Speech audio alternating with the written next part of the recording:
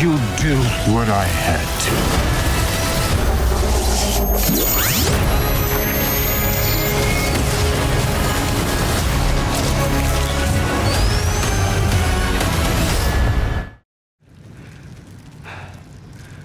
We won.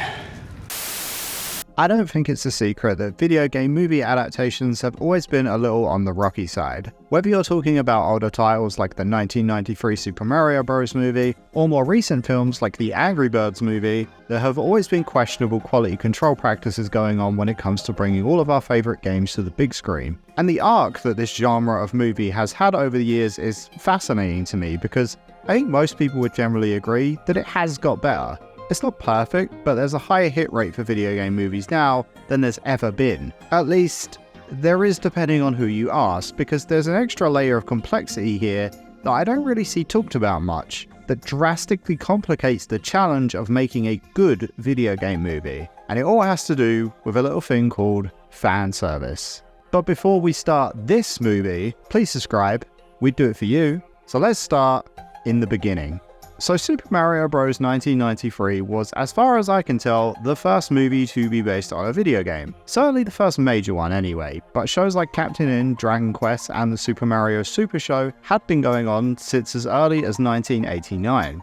The Dragon Quest anime I hear was pretty well received, but in general, the 90s was a pretty rough time for video game adaptations. This was a time when video games were very much still a kid's toy, something that mainstream adult audiences would be embarrassed to enjoy, and thus the creators went in a couple of different directions. Number 1, make it all about the kids. The more obvious choice, and probably the one of the two that makes the most sense, was to lean into the child-heavy audience and create shows like the Super Mario Super Show. This thing is pure fluff. It's a Saturday morning cartoon with a Mario skin. There's really nothing Mario about it, other than how the characters look, and let's be honest, even that's kind of a stretch. The same goes for Captain N. I've seen people argue that this is maybe the most blatant case of bastardizing franchises in an adaptation, and it's kind of hard to disagree because yeah, most of these guys don't resemble who they're meant to be at all. It's a moot point anyway because again, it was basically mindless fluff for very young audiences. The second option that creators had was to take the thing adults were embarrassed to enjoy because it seemed too babyish and make it for big cool big boys instead. And that's how we ended up turning a big fish that one-shots you in a beach level into a misogynistic name for a bouncer who Mario takes advantage of in order to get a necklace that she stole. No woman can resist the charm of a Mario. Street Fighter 1994 kinda suffers from this as well. It makes Street Fighter into this sort of political action flick, and the whole thing is just incredibly cheesy and difficult to watch. Critics of the time thought so too. It has a cast designed to bring in casual viewers, but in doing so, made a movie starring what are basically completely different characters to the ones in the games, and still not doing anything particularly good with them anyway.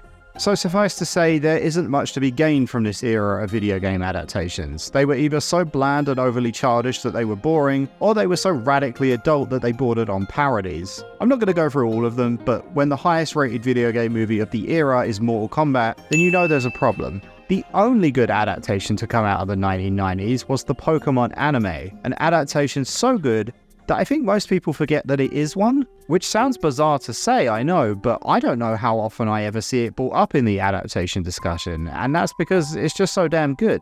I mean, this show is still going now, that's how popular it is. See, Pokemon has fans who discovered it through the anime and played the games because of it, and there's a reason it was able to do that where all the other adaptations so far had failed. But let's put a pin in that for now, because we have to unfortunately make our way through what I like to call the tumbleweed era. Starting around the early 2000s, video game adaptations entered into this weird kind of perpetual state of, okay. Like Tomb Raider is probably the most notable film to come out in this time, and not because it was particularly good, it just had Angelina Jolie and casual audiences seem to know this one. Like, I don't know why, almost any of my friends' houses that I went round between sort of 2001 to 2005, whenever we were sitting there playing video games on the PS2 or whatever, their dads would always try and get involved, and their point of reference was always, I saw that Tomb Raider movie, you know the one? Oh, well, actually, I guess I know exactly why it was popular with them. But anyway, every other film that came out in this time frame was just unapologetically dull. We got a shitty Silent Hill film, a shitty House of the Dead film, a shitty Doom film, a shitty Alone in the Dark film, a shitty Far Cry film, a shitty Tekken film, and a few shitty Resident Evil films. The most memorable thing about these being the fact that the first one had to change its name because of 9/11. And if you're the deceptive sort, you might have noticed a trend about the movies I listed off in this era. They're mostly of the shooty variety. Once again, trying to desperately prove that games are for big boys and it's okay to watch movies based on them, even if you are an adult with other much more worthwhile things like a loving family, a job, or crushing debt. Hollywood decided that only games with masculine men and sexy women killing monsters was suitable material for them to adapt. Any attempt at adapting any of the more widely appealing franchises into film was basically dead, because there definitely wasn't another studio out there making high quality mass appeal films which saw massive success with adults and children alike in the early 2000s. Nope, either it had to be violent and sexy or it just wouldn't fly. Ironically though, the highest rated film of this era isn't a shooty bang bang, it's actually Prince of Persia, a Disney production starring Jake Gyllenhaal as a Persian street urchin, so that should tell you all you need to know. You might have noticed I haven't talked much about TV shows in this section, and that's because the situation wasn't much better there either. I genuinely think that besides Pokemon of course, Sonic X might have been the best video game adaptation on TV during this period. And that's not to say that Sonic X is great or anything, it just didn't have much competition. Sonic X was a flawed show, but it was one that at least tried to adapt the characters in a way that respected their personalities from the games, and create long-running overarching narratives that weren't only enjoyable to a super young crowd. I liken it to the 2003 Teenage Mutant Ninja Turtles cartoon. TMNT 2003 was way better, mind you, but Sonic X had a very similar vibe.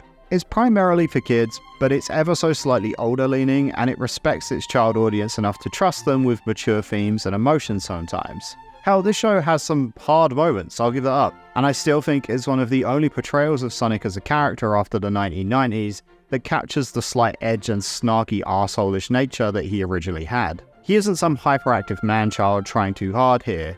He spends most of the show lazing around by himself, and when he does get into a fight, it's always with this quiet confidence that makes him seem kinda disinterested. Like he never really thinks he'll actually lose an encounter, and that makes him kinda cool at this show, not gonna lie. Anyway, the point of that little self-indulgent Sonic posting was basically to highlight that a video game adaptation doesn't necessarily have to be a one-to-one retelling to be good. Sonic X adapts a few storylines from the games and takes a lot of liberties from them. It also has a ton of wholly original stuff, and these are actually some of the show's best moments in my opinion. Alright then, let's test them out!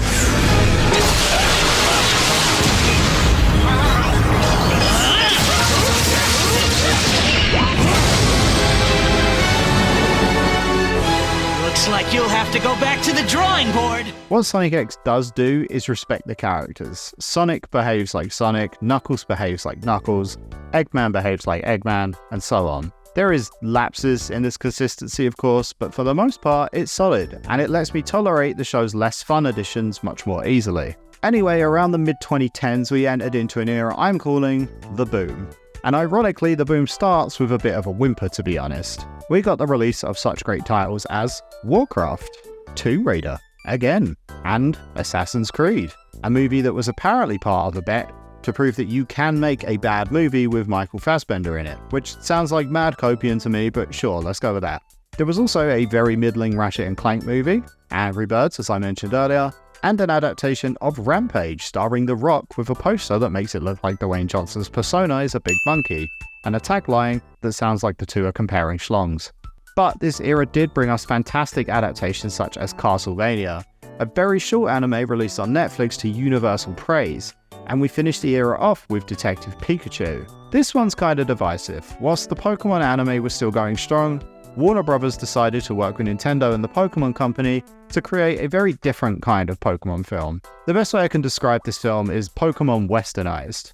Like it kinda suffers from the same issue as those early 2000s adaptations where they obviously felt Pokemon was just a little bit too cutesy for adult audiences to enjoy, so they took Detective Pikachu, a relatively obscure 3DS title, and turned it into your average American family comedy adventure film by giving the world of Pokemon just enough edge to appeal to casual Western adult fans so that they wouldn't be ashamed about sneaking off to the cinema to watch Pokemon. But this one's for grown-ups, Deadpool's in it, and Pikachu participates in an illegal cage fight. I swear, this movie is kinda that thing where they make Kirby frown on American box art, but in film format. Anyway, the movie has its issues and it's nothing remarkable, but this movie did mark the start of something for me, because Detective Pikachu does make an effort to be Pokemon. It stars a young protagonist with a partner Pokemon, and they go on an adventure through this installment's region, and they meet a lot of cool Pokemon along the way, even if they do look like this sometimes. Like, I can't describe how uncanny it was to see a live-action video game adaptation where they lean so heavily into the source IP. Having Mewtwo be a misunderstood antagonist, showing a ton of Pokemon from a range of generations and not just going with like the 5 most popular ones, it really did feel like they tried to make a Pokemon movie that felt like it existed in the world of Pokemon, and I respected that even if it wasn't perfect. I also think if you know nothing about Pokemon, it's still a pretty fun movie to watch as a family. It works with both audiences, and that's something that works heavily in its favour, a lot like its anime counterpart did in the 90s. Whilst the anime is a much more well done adaptation, both succeed in taking Pokemon as a franchise and translating core elements of the series, creating an original narrative that stands on its own. I worked in a movie store when this film released, and a lot of young kids came in buying this movie with their parents. Too young to actually be playing Pokemon just now, but you bet your ass Game Freak just secured little Timmy's future as a dedicated Nuzlocke speedrunner by feeding him Detective Pikachu nice and early. This balance is absurdly hard to strike, however. Not many films do it well, and this is the challenge I alluded to at the start of this video. How much should fan service outweigh a movie just being good as a movie? To answer that, we're going to take a look at what I like to call the Sonic effect. God, it always goes back to this blue bastard, doesn't it? As many of you will be aware, in 2014, a Sonic movie was quietly announced to be happening as a production between Sony and Marza. Marza are responsible for some really awesome Sonic CGI in the games, and this was an exciting prospect. With Marza on board, hopes were cautiously high, until people read a little closer and realised the film was a live-action hybrid. The project was met with a lot of silence and delays, which didn't exactly inspire confidence, until eventually Paramount acquired the movie in 2017. And of course, this eventually led to the infamous silhouette poster in 2018. There was a few more posters and marketing documents leaked online after, which was met with a lot of criticism. The film's official Twitter even tried to play it off with a cheeky tweet responding to complaints that Sonic's legs looked too buff, and even though things looked incredibly bleak, people still somewhat held out for some actual footage before passing final judgment, because again, I'll stress, this wasn't that unusual for video game adaptations. Like, something that doesn't get talked about enough in this story is that most people were expecting them to fuck this up. So when these glimpses of the design started pouring in, there was just as much it could be worse as there was disappointment. Then the actual trailer dropped and it didn't matter, like, this thing was bad. And you don't need me to tell you this, the Sonic movie design is an incredibly infamous event in internet and, dare I say, film history, because for what I believe to be the first time ever, backlash to a film's adaptation of the source material was so severe that the studio actually backpedaled. The movie was delayed again, and the design was completely reworked to more closely resemble the video games. Horrible human teeth, weird little eyes, and buff legs were nowhere in sight. Now, obviously this was met with pretty universal praise from fans, and I definitely think in this instance, this was a good change, but it does raise an interesting question. How important is the fan service? Because Sonic the Hedgehog isn't a brilliant film, honestly. It's okay, Sonic looks pretty nice and the plot is serviceable, but just barely. It faces many of the same issues that a lot of kind of B-list family films face, and that is that it's incredibly bare bones. It follows the typical, slightly annoying CGI animal teams up with a freaked out but good-natured person, often played by James Marsden, and goes on an adventure learning about friendship or whatever. The humour misses the mark pretty frequently in this film. I just thought you might like a latte with steamed Austrian goat milk. Of course I want a latte. I love the way you make them! The setting is uninspired, and there's very little spectacle or relation to the source material here, and yet the film was received pretty positively. For a video game adaptation anyway, it was the highest grossing video game movie at the time, and behind Detective Pikachu was the highest rated as well, I believe. Like, it received pretty widespread acclaim from fans and casual viewers alike. Even with its many problems, people were relatively happy with it, and from what I can tell, that's mainly because of the fan service. The listen to the fans attitude, the numerous references throughout the film, and even bringing Tyson Hesse, the guy responsible for a lot of official Sonic animation at this point, onto the movie to aid with the redesign. People loved this, they appreciated the effort so much that I think they were happy to praise this movie, even though there's a lot about it that either doesn't feel like Sonic or just doesn't land regardless. So one could argue that the fan service was more important than the movie being good here. People just appreciated the idea that they were listening to them. And Five Nights at Freddy's was the same. I actually haven't seen the Five Nights at Freddy's film, but by all accounts, the movie was pretty lame for casual viewers. Most of my friends thought it sucked, and the review scores from critics wasn't great, but the fans loved it, because so much effort and love was poured into the construction of the animatronics and the film's respect for the lore, which is to be expected since Scott Cawthon was directly involved, but still, it's interesting to me that the creators' love for the franchise resonated with fans so much that it somewhat overrode the fact that the movie itself just wasn't that great without the FNAF IP attached to it. Anyway, following Sonic the Hedgehog's release, we saw a bit of a turning point. We saw this weird little pocket of very unique adaptations that feel like outliers a bit, and I'll explain why here. Arcane, Captain Laserhawk, Cyberpunk Edgerunners, The Last of Us, and Cuphead all released with pretty good reception. Some of it more than pretty good. Arcane is considered a masterpiece by a lot of people, and I personally got a real kick out of Cuphead, especially the later episodes. I think what's interesting about these adaptations to me is that they're not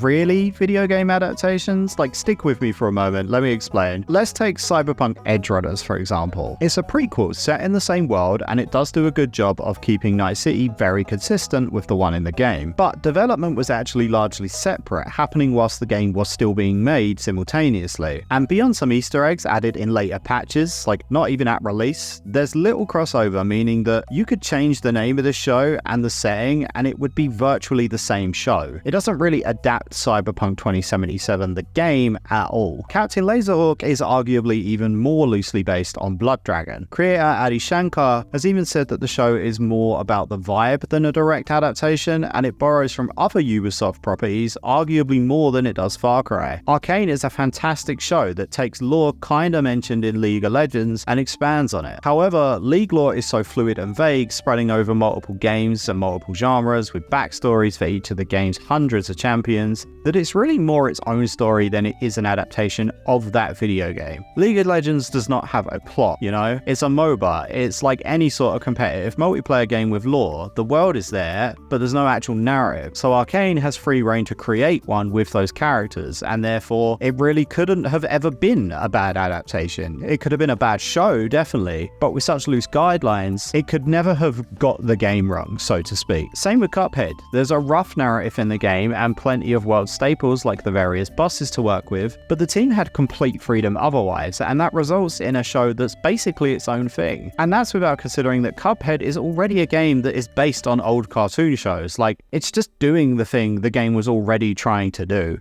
Now, The Last of Us is very unique because it actually does fairly closely adapt the game, and whilst it changes things up, the core narrative beats are pretty similar. So why is it still not really a video game adaptation? Well, it is actually, I'm not going to argue semantics there, but the point I'm making is more so that The Last of Us is already such a cinematic and story-driven experience that's so well received that they would have had to have really tried to screw this up. Basically, it's like Cuphead, but in a different kind of way. The game already has a sort of TV show vibe to it. Remove the gameplay segments and boom, there's your script. I don't think much really needed to be done to actually adapt this game because it was already so close to media it's being adapted for. So yeah, as much as these are all fantastic shows, it's very interesting to me that the only video game adaptations to be considered above just okay were the ones that were effectively not really adapting video games. It's like production studios faced this choice where they either made shows that were great in their own right at the cost of barely adapting anything at all, or make an attempt to truly adapt a video game and have it turn out mediocre and forgettable. And then Super Mario Bros. Happened. This film is the main reason I wrote this script, and ultimately what first posed this question to me so strongly that I went back and started analysing the patterns of video game adaptations since 1993.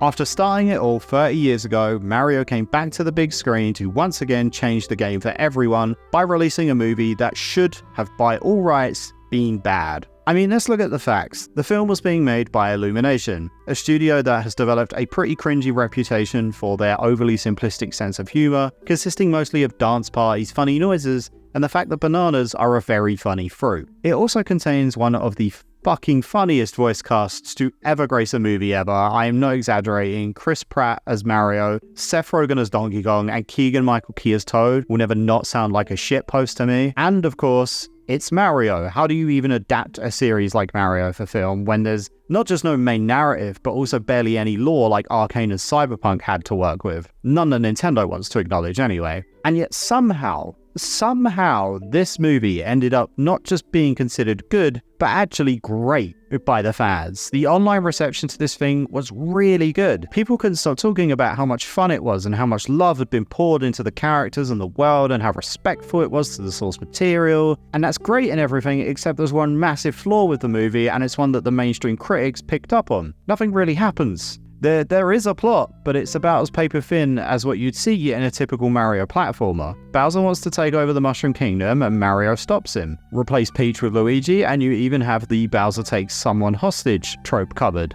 And here's the fucked up part. It doesn't matter that this movie has no plot. Kids obviously aren't going to be super fixated on this, and if a film's for kids, that's fine, and I certainly would not judge any kids for enjoying this. It's great. But the film also did extremely well with all the adult fans of the series who just did not care that there's barely any substance to the film's narrative because the movie is just jam-packed with so much fan service. The music, the visuals, the power-ups, the enemies, the settings, oh my god, it just doesn't stop. If you're a Mario fan, you will feel so much unadulterated joy from seeing Bob on Battlefield make an appearance, having Mario grab a Tanuki leaf and flying to the skies, Donkey Kong using a fire flower, hearing all the classic and modern Mario tunes mixed into the score. It is such a treat, and I couldn't stop smiling the entire time I watched this thing in the cinema. However, if you're not a Mario fan, then I question how enjoyable this movie actually is. As I mentioned, there's basically zero plot or emotional investment in this film, and that creates problems with a more general audience because yeah, a lot of people saw this movie. A lot. That doesn't mean they all enjoyed it. That means a lot of parents took their kids to see it because Mario is a media giant.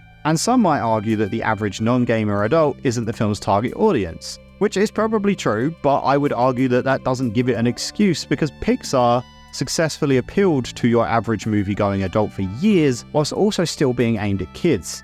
And it did it without any existing IP. I find my parents to be pretty good litmus tests for this sort of thing because they're both very average moviegoers with pretty typical tastes who also know nothing about video games. And both of them absolutely loved Toy Story, Monsters Inc., Finding Nemo, A Bug's Life, and to go outside of Pixar for a moment, the Shrek films. Because despite being aimed at kids, these movies all contain narratives with a lot of emotional weight that also makes them engaging for adults as well, and Mario just doesn't do that. Instead, it drowns the audience in fan service, which for someone like me is great, but when viewed by my mum, has her visibly baffled by Mario grabbing a leaf that turns him into a raccoon who can fly without any focus on the moment or explanation for it. It sounds small, I know, but these little moments add up and result in an average viewer becoming less and less invested as the film goes on because there's more and more they don't understand about the world that isn't being explained to them. Like, imagine if you were watching a Spider-Man movie and he suddenly touched a stone that turned him into a panda, and then he started flying around as a panda and killing bad guys that way, and the movie just never put any focus or explanation onto why that was happening. It was just a thing that happened and then the movie carried on like normal. That's kind of what that moment in the Mario movie was for my mum. And I think this is why video game adaptations of the past try so hard to adapt things in a way that is more accessible to a general audience. Fans absolutely hate it when they do this, but it does resonate with a larger audience better, and that's the trade-off they're making. Another fun little anecdote about my parents' viewing opinions: I actually had them watch Sonic 1, the sequel Sonic 2, and the Super Mario Bros. Movie, and their favourite of the bunch was actually Sonic 1, which is most commonly considered to be the worst of these three films because it has the least in common with its source material. But that's actually what my parents liked about it. Sonic 2's introduction of Chaos Emeralds, the Master Emerald, Tails, Knuckles, and Super Sonic was kind of confusing to them, and yeah, without the context of the games, it does all come out of nowhere a bit. I can definitely see why you'd maybe lose interest with all this new information being thrown at you and none of it being elaborated on. Instead, Sonic 1 told a story in a world they're familiar with, and all they kind of needed to know was that Sonic was an alien trapped on Earth with a celebrity that they sort of like. There is a reason that studios make these seemingly bizarre choices with adaptations, and it's to not isolate those wider demographics and make the film accessible to non-fans that they can then convert into fans. The Mario movie's choice to forego so many of these typical choices and lean so hard into Mario as a series, even if it meant having basically no plot or stakes or anything, was one that really made me sit back and ask, Do video game fans actually want good narratives, or do they just want fan service? And the answer, I think, is more nuanced than a yes or no. I can't say definitively, but I do think studios have paid attention to the Sonic design fiasco and the Mario movie's massive success, and we're about to see an era in video game adaptations where faithfulness is going to matter above all else, and I don't necessarily think that that's a good thing. Borderlands recently released to almost universal criticism, and that's a film that is visually very close to those games. Time obviously went into making sure that those characters looked like they should, and that the tone was similar to that of the games, but I don't know, man, Borderlands hasn't aged that great, and it's not very funny. It's very much a product of its time, and with once again a pretty lackluster plot, fan service that won't surprise fans but will confuse general audiences, it does leave the film in a weird spot where it's like, who is this for? Anyway, hopefully Borderlands' poor reception can undo some of the wrong lessons that I think studios are learning from the Mario movie, and we end up with a golden age in video game adaptations on our hands, but that's something we'll just have to wait and see. Thank you so much for watching the video, and if you enjoyed it, again, please do subscribe, it really helps us out. Take care.